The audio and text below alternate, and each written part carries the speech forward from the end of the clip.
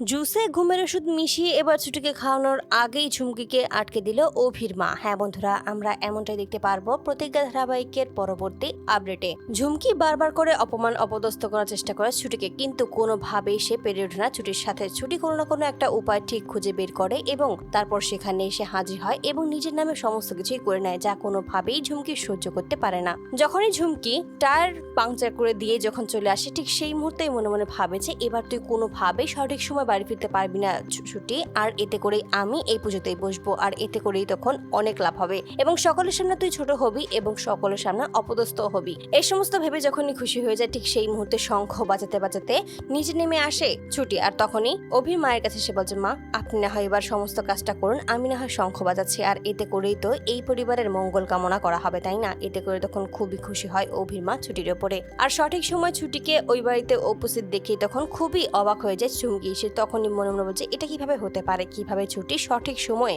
বাড়ি ফিরে আসতে পারে, আমি সেটাই বুঝতে পারছি না। ঠিক সেই মুহূর্তে দেখা যায় যে ছুটি ঝুমকির দিকে তাকিয়ে মনে মনে বলছে, এবার আমিও দেখবো যে তুই কিভাবে এই পুজোতে বসতে পারিস ঝুমকি। যেভাবেই হোক না কেন এই পরিবারের এই পুজোটা পরিবারের মঙ্গল কামনায়, আর এটাই আমাকেই করতে হবে, তাই আমিই করব।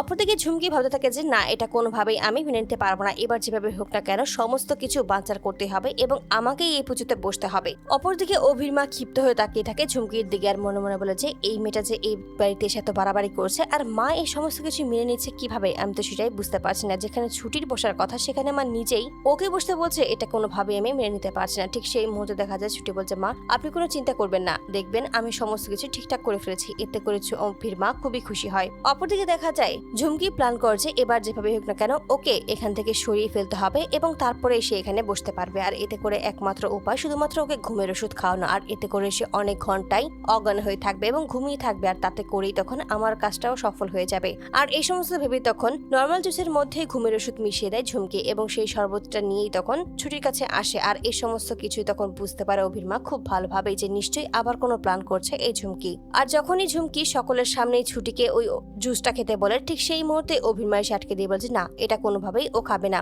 কারণ পুজো শেষ হওয়ার পরে একমাত্র নিজের স্বামীর হাত থেকেই পানি খেয়েই উপোস ভাঙতে হবে, আর এটাই হলো সব থেকে বড় নিয়ম আর বড় সত্য। তাই তুমি এখানে এই সমস্ত কাজ করো না দয়া করে। এতে করে তখন খুবই অবাক হয়ে যায় ছুটি এবং ক্ষিপ্ত হয়ে যায় ঝুমকি। সে কোনোভাবেই এই সমস্ত কিছু মেনে নিতে পারছে না। সে যতবার প্ল্যান করছে ততবারই একবার না একবার বানচাল হয়ে যাচ্ছে সমস্ত কিছু, যা সে কোনোভাবে আর মেনে নিতে পারছে না। তাই সেই সিদ্ধান্ত নেয় এবার বড় কোনো কিছু করবে। তো বন্ধুরা, তোমরা কি চাও যেন এবার এভাবেই জুসেই ঘুমের ওষুধ মিশিয়ে দিয়ে ছুটিকে খাওয়ানোর আগে যেন এবার ঝুমকিকে আটকে দেয় অভির মা? অবশ্যই তোমরা তোমাদের মতামত কমেন্ট বক্সে জানতে ভুলো না। ধন্যবাদ।